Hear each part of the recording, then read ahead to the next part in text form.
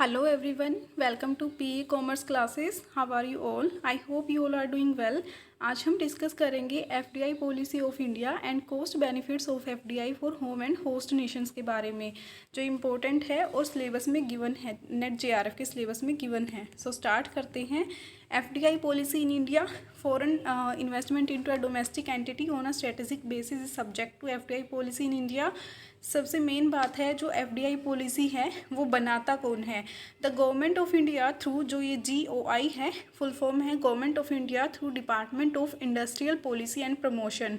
ये एग्जाम में ऑलरेडी पूछा गया था एक बार कि जो FDI की पॉलिसी है वो बनाता कौन है? Department of industrial policy and promotion board बनाता है.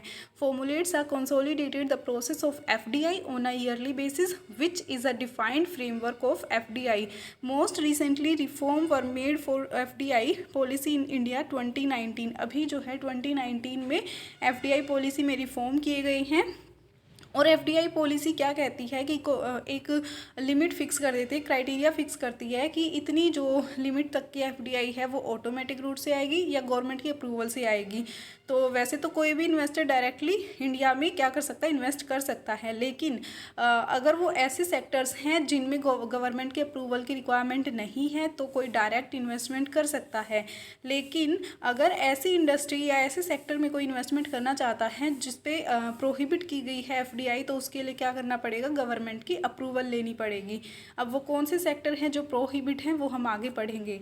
अब नेक्स्ट है कि FDI in the majority of the sector is under the automatic route. मतलब जो FDI की प्रोसेस जो इन्होंने बनाई है TIPP, जो हमने अभी पढ़ा, वो जो फॉर्मुलेट करती है FDI पॉलिसी, उसके अकॉर्डिंग दो रूट बनाए गए हैं जिनके थ्रू FDI हमारे इंडिया में आएगी.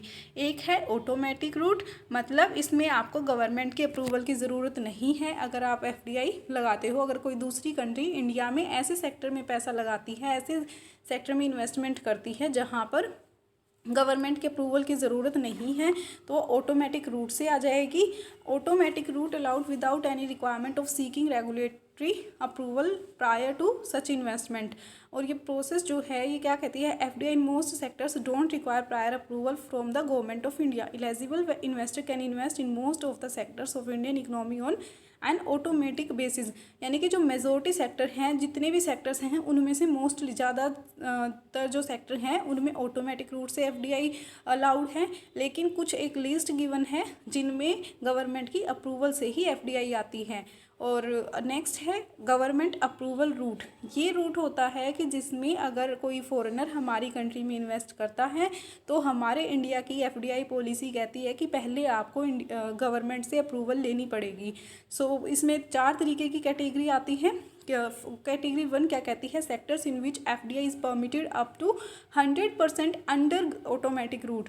यानी कि अगर फर्स्ट कैटेगरी में कोई इन्वेस्ट करना चाहता है तो वो कैसी होगी? 100% ऑटोमेटिक रूट से होगी. मतलब किसी को परमिशन लेने की ज़रूरत नहीं है गवर्नमेंट ऑफ इंडिया से, वो डायरेक्ट उसमें 100% तक का इन्वेस्टमेंट कर सकती हैं. सेकेंड जो कैटेगरी आती है उसमें वो सेक्टर्स आते हैं जिनमें FDI को परमिट किया जाता है 100% थ्रू गवर्नमेंट रूट. मतलब कि आपको गवर्नमेंट की अप्रूवल के साथ 100% तक की FDI के लिए परमिशन मिल जाती है. और कैटेगरी 3 में है कि sectors in which FDI is permitted beyond certain limit with government. जो कैटेगरी 3 वाले सेक्टर्स हैं उनमें ऐसी लिमिट, ऐसी सेक्टर्स आते हैं जो गवर्नमेंट की अप्रूवल के साथ, जितना गवर्नमेंट अप्रूव करेगी, मान लो 50% का करती है तो 50% तक की FDI यहाँ पर इंडिया में लाई जा सकती है गवर्नमेंट की परमिशन के साथ. और कैटेगरी 4 में वो सेक्टर्स आते हैं जहाँ पर कोई फॉरेनर अगर इन्वेस्टमेंट करना चाहता है तो गवर्नमेंट रूट हो या ऑटोमेटिक रूट हो, उसके लिए एक सर्टेन लिमिट फिक्स कर दी है गवर्नमेंट ने. सो ये 4 कैटेगरी हैं. फर्स्ट वाली कैटेगरी ऑटोमेटिक रूट से 100% तक लगा सकते हो. सेकंड वाली कैटेगरी में वो सेक्टर आते हैं जिनमें गवर्नमेंट की परमिशन से 100% इन्वेस्टमेंट आ सकती है. थर्ड रूट में एक लिमिट फिक्स कर दी है, गवर्नमेंट की परमिशन से लेकर आ सकते हो. और कैटेगरी 4 क्या कहती है? इसमें वो सेक्टर आते हैं जिसमें गवर्नमेंट रूट और ऑटोमेटिक रूट दोनों में ही एक सर्टेन लिमिट तक ही FDI आएगी. अब नेक्स्ट क्या है? Government approval sectors of India. मतलब कि ये हैं ऐसे सेक्टर जिनमें गवर्नमेंट की परमिशन के बिना फॉरेन डायरेक्ट इन्वेस्टमेंट नहीं आ सकती। अगर कोई फॉरेनर इन जो सेक्टर्स में इन्वेस्ट करना चाहता है तो उसको पहले गवर्नमेंट से अप्रूवल लेनी पड़ेगी। और ये एग्ज़ाम में क्वेश्चन पूछा जा सकता है कि कौन से इनमें से ऐसे सेक्टर नहीं हैं जो गवर्नमेंट अप्रूवल के नहीं हैं, या कौन से ऐसे हैं जो गवर्नमेंट अप्रूवल वाले सेक्टर हैं। सो एक बार इनको ज़रूर पढ़ लेना। Mining, defence, cases relating to FDI in small arms, broadcasting, print media, civil aviation, satellites, telecom, private security agencies, trending, single, multi brand and food products, financial services not regulated और regulated by more than one regulator, banking, public and private as per FDI policy, and 10th है pharmaceuticals. मतलब कि जो जो थोड़े sensitive sector होते हैं उनको गवर्नमेंट ज़्यादातर अपने अंडर रखती है, ताकि कोई भी बाहर की अगर कोई फॉरेनर आके उसको कंट्रोल ना कर पाए, एक तरीके से जो सेंसिटिव सेक्टर्स हैं उनको अपने तरीके से रेगुलेट ना कर पाए। इसलिए गवर्नमेंट की अप्रूवल की ज़रूरत होती है उन सेक्टर में इन्वेस्टमेंट करने से पहले। सो नेक्स्ट है FDI, जो कॉस्ट बेनिफिट वाला जो हमारे सिलेबस में गिवन है वो यहाँ पर है। FDI क्या है? एक तो जब कोई इंडिविजुअल पर्सन या कोई फर्म दूसरे नेशन में अगर पैसा इन्वेस्ट करती है, 10% से ज़्यादा की उसकी होल्डिंग होती है तो वो FDI में आती है, एंड लेस देन 10% होती है तो हमारी फॉरेन पोर्टफोलियो इन्वेस्टमेंट में आती है। अब business that makes foreign direct investment, जो बिजनेस फॉरेन डायरेक्ट इन्वेस्टमेंट करता है दूसरी कंट्री में, अगर कोई पैसा लगाता है बिजनेस तो वो क्या कहलाएगा? मल्टीनेशनल कॉरपोरेशंस और मल्टीनेशनल एंटरप्राइज कहलाएगा। अब ये भी एग्जाम में पूछा गया था, ग्रीनफील्ड इन्वेस्टमेंट कौन सी है and brownfield foreign direct investment कौन सी है। अब MNE क्या है? मल्टीनेशनल एंटरप्राइज में make a direct investment by creating a new foreign enterprise which is called a greenfield investment. मतलब अगर कोई कंट्री ऐसी बिल्कुल न्यू प्रोजेक्ट में पैसा लगा रही है, बिल्कुल एक फॉरेन एंटरप्राइज खुद से इस्टेब्लिश कर रही है, तो कैसा हो जाएगा? ग्रीनफील्ड इन्वेस्टमेंट कहलाएगी। और ब्राउनफील्ड कौन सी होती है? ऑलरेडी फॉरेन कंट्री में एक बिजनेस सेटअप है और आप उसको एक्वायर कर रहे हो, ऑलरेडी जो सेटअप है उसमें हम पैसा लगा रहे हैं, उसमें इन्वेस्ट कर रही हैं, तो वो कैसा हो जाएगा? ब्राउनफील्ड इन्वेस्टमेंट हो जाएगी। दोनों में डिफरेंस भी पूछा गया था, जो ग्रीन फील्ड है वो कौन सी है और ब्राउन फील्ड कौन सी है। ग्रीन फील्ड होती है जब किसी न्यू बिजनेस को सेटअप करते हैं हम फॉरेन में, उसमें पैसा लगाते हैं, और ब्राउन फील्ड होती है जो ऑलरेडी एस्टेब्लिश्ड है और उसको हम एक्वायर कर रहे हैं फॉरेन फर्म को, that is brown field investment. अब नेक्स्ट है कॉस्ट बेनिफिट एनालिसिस क्या है? मतलब कि cost analysis is a process by which business decisions are analysed, the business of a given situation और business related actions are summed. मतलब कि अगर कोई इन्वेस्टमेंट करता है तो पहले उसका एक एस्टिमेट लगाते हैं कि अगर हम वहाँ पर इन्वेस्ट करेंगे तो हमारी कॉस्ट कितनी आनी है और उससे बेनिफिट कितना होगा, उसको एनालाइज करते हैं। अगर जितना हमें बेनिफिट होना है उसमें से हम अपनी कॉस्ट को माइनस कर देंगे तो उससे हमें पता चल जाएगा कि हमें इस प्रोजेक्ट पर काम करने में फ़ायदा है या लॉस है, और उसके अकॉर्डिंग ही कोई FDI को फिर इन्वेस्ट करेगा दूसरी कंट्री में। Prior to erecting a new plant or taking on a new project, prudent manager conduct a cost benefit analysis as a means of evaluating all the potential cost and revenues that may be generated if a project is completed। अगर कोई जो एक manager होता है वो पहले ही एक potential जो कॉस्ट होती है और बेनिफिट होने वाले हैं उनसे फ्यूचर में अगर वो इन्वेस्टमेंट करते हैं और उससे जो कॉस्ट आएगी और जो बेनिफिट होगा उसको इवेल्युएट करके प्रोजेक्ट की वैल्यू का पता लगा लेते हैं। अगर प्रोजेक्ट कंप्लीट होता है तो कितना उससे रेवेन्यू जनरेट होगा और जो आउटकम आएगा उसको एनालिसिस करेंगे कि वो फाइनेंशियली फीजिबल है या नहीं है। अगर उनको उसमें बेनिफिट लगता है तभी FDI की जाएगी, अदरवाइज नहीं की जाएगी। अब नेक्स्ट है बेनिफिट क्या होते हैं होस्ट कंट्री को। होस्ट कंट्री कौन सी कंट्री होती है? जहाँ पर इन्वेस्टमेंट की गई है। होम कंट्री कौन सी होती है? जिसने इन्वेस्टमेंट की है। सो होस्ट कंट्री को क्या बेनिफिट होते हैं? Improving the balance of payment, inward investment. अब इनवर्ड इन्वेस्टमेंट क्या है? जैसे इंडिया है, इंडिया के लिए इनवर्ड इन्वेस्टमेंट क्या है? जो बाहर की कंट्रीज से हमारे इंडिया में आती है, दैट इज़ इनवर्ड इन्वेस्टमेंट। मतलब US की अगर कोई कंपनी है वो यहाँ पर इन्वेस्ट कर रही है, US की अगर कोई फर्म यहाँ पर इन्वेस्ट कर रही है तो वो हमारे लिए क्या होगी? इनवर्ड इन्वेस्टमेंट होगी। और इनवर्ड इन्वेस्टमेंट से बैलेंस ऑफ पेमेंट कैसे इंप्रूव होगा? Inward investment will usually help a country balance of payment situation. The investment itself will be are direct flow of capital into the country and the investment is also likely to result in import substitution and export promotion। अब देखो कि अगर कोई foreign country क्या करती है, हमारे यहाँ पर इन्वेस्ट करती है। अगर कोई डेवलप्ड कंट्री अंडर या फिर डेवलपिंग कंट्री में अगर पैसा लगाती है तो उसके पास अच्छी टेक्नोलॉजी होगी।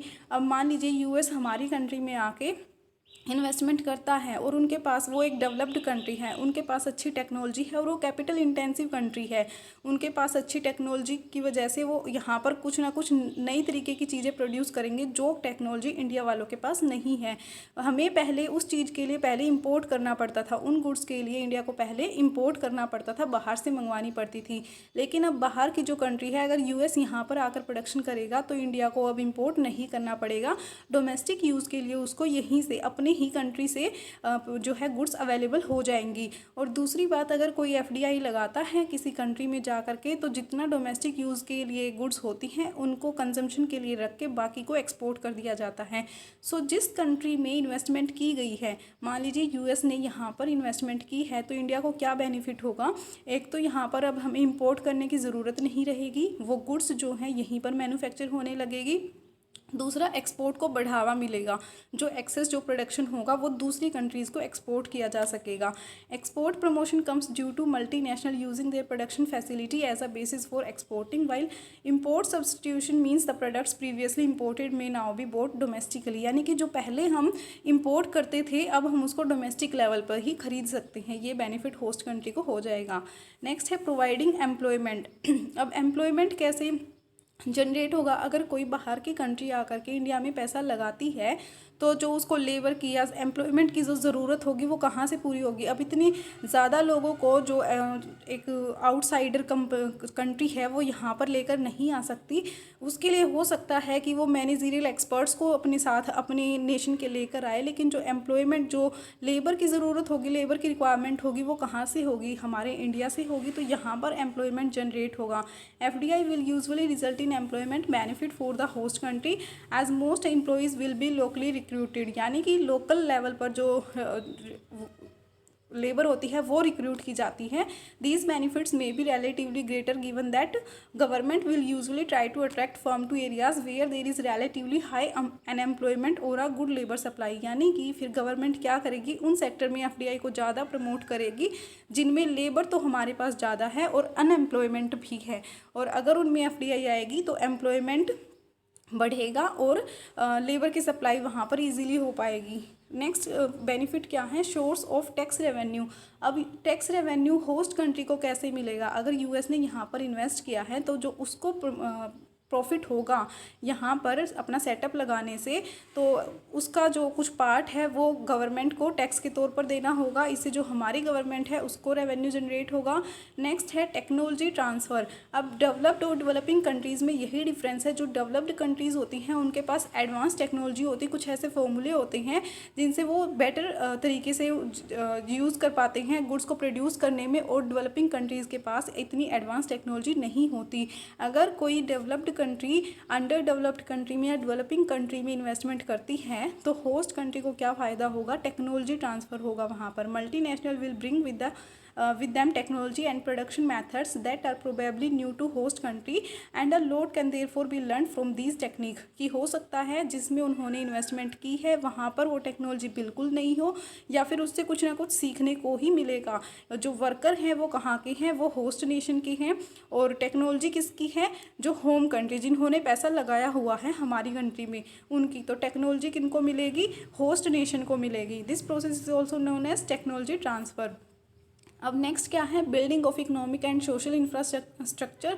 इससे क्या होगा? इकोनॉमिक ग्रोथ होगी, स्ट्रेंथ मिलेगी गवर्नमेंट के बजट को। The presence of the one multinational में improve the reputation of the host country and other large corporation. मतलब अगर कोई यहाँ पर हमारे इंडिया में पैसा इन्वेस्ट कर रहा है तो इससे क्या होगा कि होस्ट कंट्री की रेपुटेशन बिल्ड होगी और दूसरे नेशन भी उसको देख करके यहाँ पर पैसा इन्वेस्ट करेंगे। सो ये बेनिफिट होते हैं होस्ट कंट्री को। अब होस्ट कंट्री की कॉस्ट क्या आती है? अगर एफडीआई उसकी कंट्री में आती है, जैसे हमारी कंट्री में यूएस ने इन्वेस्टमेंट की है, तो इंडिया को क्या कॉस्ट बियर करनी पड़ेगी? वो पढ़ते हैं कल्चरल एंड पॉलिटिकल इंटरफेरेंस। अब सबको पता है कि कंट्री टू कंट्री जो कल्चर है वो वेरी करता है। सो कल्चरल डिफरेंस आएंगे, पॉलिटिकल की इंटरफेरेंस बढ़ जाएगी, यानी कि अगर वो एफडीआई लेकर आते हैं तो एफडीआई में कंट्रोल तो होता ही है, क्योंकि जो एंटरप्राइज होते हैं, जो बिजनेस जिस बिजनेस ने पैसा लगाया है उनका सब्सटेंशियल इंटरेस्ट होता है, और ऐसे में कंट्रोल करते हैं, वो मैनेज करते हैं होस्ट कंट्री में अपने बिजनेस को। सो वहाँ की जो पॉलिटिक्स है वो इंटरफेयर करेगी हमारे नेशन में। अनहेल्दी कंपटीशन हो जाएगा डोमेस्टिक प्लेयर के लिए, मतलब कि अगर सेम बिजनेस कर रही है कोई कंपनी तो उनके लिए कंपटीशन ज़्यादा बढ़ जाएगा। डेवलपिंग कंट्री और डेवलप्ड कंट्री में डिफरेंस होता है बहुत, उनके पास एडवांस टेक्नोलॉजी होती है, तो जो डोमेस्टिक वाले बिजनेस हैं उनको अपना एक तरीके से कंपटीशन फेस करना मुश्किल हो जाएगा। Over utilisation of local resources both natural and human resources, अगर कोई डेवलप्ड कंट्री यहाँ पर इन्वेस्ट करती है तो उससे वो ओवर यूटिलाइजेशन करती है रिसोर्सेज का, एक तरीके से एक्सप्लॉयटेशन करती है, चाहे वो नेचुरल रिसोर्सेज हो या ह्यूमन रिसोर्सेज हो। वायलेशन ऑफ ह्यूमन राइट, अब चाइल्ड लेबर प्रमोट होगा इसकी वजह से, जैसे एप्पल इन चाइना, यानी कि एक तरीके से वो जो ज़्यादा काम लेते हैं, एक तो जैसे बाल मजदूरी है उसको भी बढ़ावा मिला था इसकी वजह से। अगर ज़्यादा से ज़्यादा एफडीआई इन्वेस्ट होती हैं हमारे इंडिया में, threat to indigenous technology, threat to local product, इससे जो है हमारे यहाँ के लोकल प्रोडक्ट को खतरा हो जाएगा, क्योंकि उसको रिप्लेस करेंगे जो एफडीआई वाला बिजनेस है उनके प्रोडक्ट्स। सो बेनिफिट अब तक ये था, जो कॉस्ट थी होस्ट नेशन की। अब पढ़ते हैं एमएनसी। एमएनसी मतलब जिस बिजनेस ने पैसा इन्वेस्ट किया है उसको क्या बेनिफिट होता है। First of all access to market, अपने इंडिया का एग्जांपल लेके चलते हैं कि इंडिया अगर बाहर की कंट्री में पैसा इन्वेस्ट करता है तो उसको क्या बेनिफिट होगा। वो फर्स्ट ऑफ ऑल एमएनसी क्या है, मल्टीनेशनल कॉरपोरेशन या मल्टीनेशनल एंटरप्राइज, दोनों एक ही बात है। अब इंडिया को दूसरी बड़ी मार्केट में एक्सेस मिलेगा, अगर इंडिया यूएस में अगर पैसा इन्वेस्ट करता है तो उसको एक बड़ी मार्केट में एक तरीके से एक्सेस मिलेगा। FDI can be an effective way for you to enter into a foreign market. Some countries में extremely limit foreign company access to their domestic market. Acquiring or starting a business in the market, it is a means for you to gain access। मतलब अगर India invest करेगा या तो acquire कर सकता है दूसरी कंट्री में बिजनेस को, या फिर वहाँ पे एक तरीके से नया ही बिजनेस सेटअप कर सकता है, तो इससे उसको बड़ी मार्केट में एक्सेस मिलेगा एंटर करने के लिए। नेक्स्ट है एक्सेस टू रिसोर्सेज। अब यहाँ पर अगर रिसोर्सेज की कमी है या दूसरे उसमें जगह पे कंट्री में ज़्यादा है तो उसका भी एक्सेस मिलेगा। FDI is also an effective way for you to acquire important natural resources such as precious metal और फॉसिल फ्यूल्स। ये हमें पता है कि जो कंट्री टू कंट्री ये भी नेचुरल रिसोर्सेज भी वेरी करते हैं, जो हमारे इंडिया में जैसे कि पेट्रोलियम वगैरह ज़्यादा इंपोर्ट किया जाता है। अब फॉसिल फ्यूल्स हैं वो किसी नेशन में कम है, किसी में बिल्कुल उनके बहुत ज़्यादा एक तरीके से अबंडेंट शोर्स हैं, तो वहाँ पे उनको ज़्यादा अवेलेबल हो जाएंगे। FDI is also an effective way for you to acquire important natural resources. अगर इंडिया ऐसी कंट्री में इन्वेस्ट कर रहा है जहाँ पर वो रिसोर्सेज नेचुरल रिसोर्सेज ज़्यादा है जो इंडिया में कम है, जो उसको इंपोर्ट करने पड़ते हैं, तो ये बेनिफिट इंडिया को इससे होगा। जैसे कि ऑयल कंपनीज़ हैं often make tremendous FDI developed oil fields, oil field को वो क्या कर सकती है, डेवलप कर सकती है एफडीआई के थ्रू। नेक्स्ट है रिड्यूसेस कॉस्ट ऑफ प्रोडक्शन। अब FDI is a means for you to reduce your cost of production if the labour market is cheaper and the regulation are less restrictive in the target foreign market. अगर देखो इसका example अगर हम reverse लेके चले, जैसे कि China और इंडिया, इनमें पॉपुलेशन बहुत ज़्यादा है, लेबर की जो अवेलेबिलिटी है वो बहुत ज़्यादा, सप्लाई बहुत ज़्यादा है।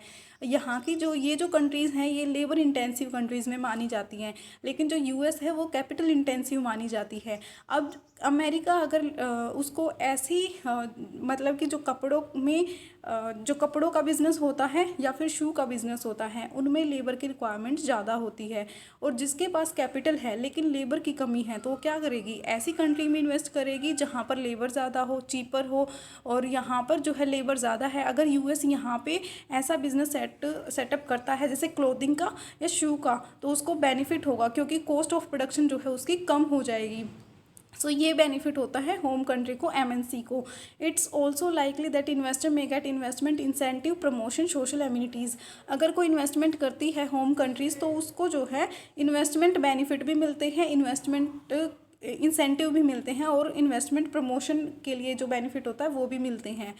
नेक्स्ट है अब एमएनसी को कॉस्ट क्या बियर करनी पड़ती है। अगर कोई नेशन दूसरी कंट्री में इन्वेस्टमेंट करता है तो उसको कौन सी कॉस्ट बियर करनी पड़ेगी। Risk from political change. First of all अगर आप कहीं पर जो है पैसा इन्वेस्ट कर रहे हो तो पॉलिटिकल चेंज तो आएंगे, because political issues in other country can instantly change. Foreign direct investment is very risky. ये हम भी जानते हैं कि जो जॉइंट वेंचर है और जो एफडीआई है वो बहुत रिस्की होती है, क्योंकि अगर आप एफडीआई में एक लिमिट से ज़्यादा पैसा लगा रहे हो, एक अच्छा खासा हम पैसा उसमें इन्वेस्ट करते हैं, तो कंट्रोल तो उसके साथ आता ही है। Most of the risk factor that you are going to experience are extremely high, और जितना ज़्यादा इन्वेस्टमेंट होगी उतना ही ज़्यादा कंट्रोल होगा और रिस्क भी होगा। हिंड्रेंस टू डोमेस्टिक इन्वेस्टमेंट, अब क्या होगा कि अगर एक सेक्टर में एफडीआई काफ़ी जो है उसमें आ रही है क्वांटिटी में, तो वहाँ पर डोमेस्टिक इन्वेस्टमेंट करने में प्रॉब्लम आएगी, हिंड्रेंस हो जाएगा, उसके लिए बाधा उत्पन्न होगी जो डोमेस्टिक इन्वेस्टमेंट है। As it focus its resources elsewhere other than the investor home country, foreign direct investment can sometime hinder domestic investment. कभी कभी क्या होता है कि अगर एफडीआई को अप्रूवल मिल जाती है तो उसकी इन्वेस्टमेंट ज़्यादा हो जाती है बजाय किसके, डोमेस्टिक इन्वेस्टमेंट की। नेक्स्ट है economic non viability, considering that foreign direct investment may be capital intensive from the point of view of the investor, it can sometime be very risky और इकोनॉमिकली नॉन विएबल। जैसे कि US है, US को कैसी country माना जाता है, capital intensive माना जाता है, उनके पास कैपिटल ज़्यादा है, और जिस कंट्री में वो इन्वेस्ट करेगी तो इससे क्या होगा, इकोनॉमिक नॉन विएबिलिटी हो जाएगी, क्योंकि ये रिस्की रहेगा, दूसरी कंट्री का कंट्रोल ज़्यादा हो जाएगा। एक्सप्रोप्रिएशन, एक्सप्रोप्रिएशन क्या होता है, जब कोई स्टेट या दूसरी गवर्नमेंट एक अपने तरीके से किसी प्रॉपर्टी को यूज़ करती है और उसको पब्लिक बना देती है, वो क्या होता है, expropriation. Remember that political change can also lead to expropriation which is a scenario where the government will have control over your property and asset. इससे क्या होगा कि एक्सप्रोप्रिएशन को बढ़ावा मिलेगा, क्योंकि कंट्रोल ज़्यादा मिल जाएगा। एफडीआई अगर इन्वेस्ट होती है, फॉरेन डायरेक्ट इन्वेस्टमेंट अगर लगाई जाती है, तो उससे एक स्टेट या कोई गवर्नमेंट दूसरे नेशन में जा करके उसकी प्रॉपर्टी को एक तरीके से पब्लिक तरीके से यूज़ करती है। Investment abroad takes away employment opportunities of the people in the home country. Investment abroad takes away employment opportunities of the people in the home country. अब इन्वेस्टमेंट जो उसमें अब्रोड में लगाई जाती है वो एम्प्लॉय की अपॉर्चुनिटीज़ को कम करती है होम कंट्री में। So thanks for watching. आज के वीडियो में इतना ही, वो एफडीआई का पूरा चैप्टर कंप्लीट हो चुका है। So thank you so much, have a bright